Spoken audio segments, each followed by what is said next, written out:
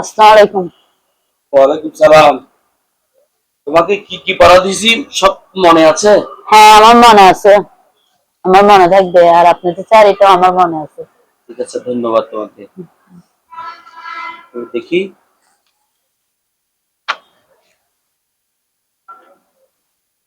রুটিনটা করেছিলা? হ্যাঁ, এটা করে রাখছি। স্যার, আজকে আপনাকে সুন্দর লাগতেছে। আমাকে সুন্দর লাগলে তো হবে না, পড়া মুখস্থ রাখতে হবে।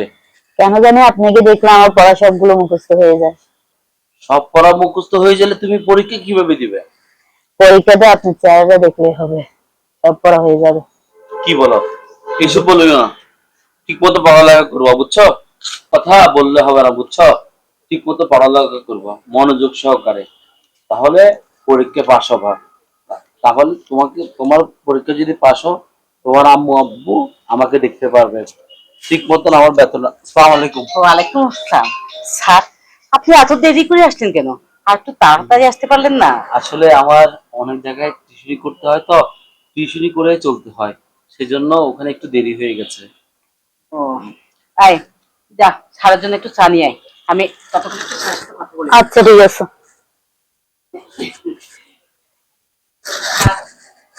কি দেখলেন? পড়াশোনা খুব ভালো, তবে কথা একটু বেশি বলে। সেটা অবশ্য আমি দেখে নিব, সমস্যা নেই। Thank you.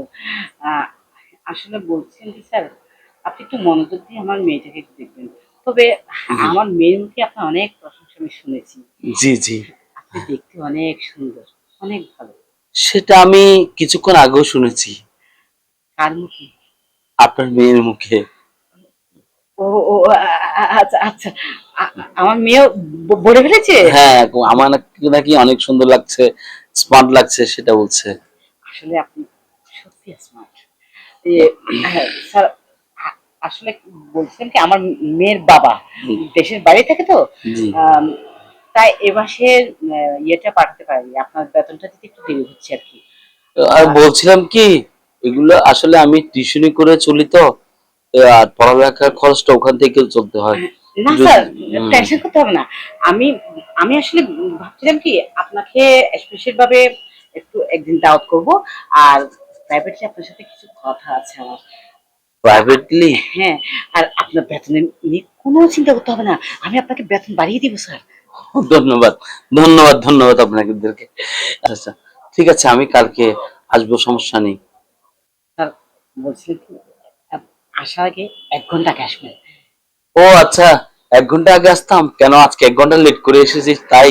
না না, ও আপনার সাথে একটু প্রাইভেটলি কথা বলবো, সে কারণে। সেটা মেয়ের সামনে তো বলা যাবে না, মানে মেয়ের আড়ালে বলতে হবে। পার্সোনাল। আচ্ছা জি জি জি। আচ্ছা, কোনো সমস্যা নেই। পড়াশোনার ব্যাপারে যদি কথা বলেন, অবশ্যই আমি 1 ঘন্টা আগে আসবো।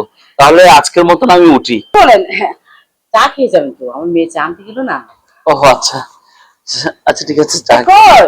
এই তো, রাখ। এই, কালকে ভালো করে চা খেয়ে, আর পড়াশোনাটা বুঝে নিস। আসি। আসসালামু আলাইকুম। চাটা খেয়ে নেন। হ্যাঁ হ্যাঁ, তুমিও খেয়ে নাও।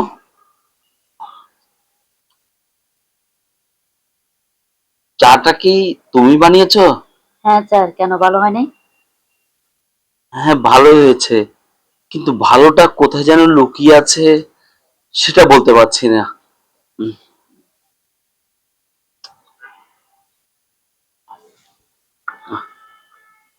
আচ্ছা, তাহলে তুমি ঠিক মতো পড়ালেখা করো। আমি আজকের মতন আসি, ঠিক আছে? আচ্ছা। কোনো সমস্যা হলে, কোনো কিছু ভুল হলে আমাকে ফোন করবা, ঠিক আছে?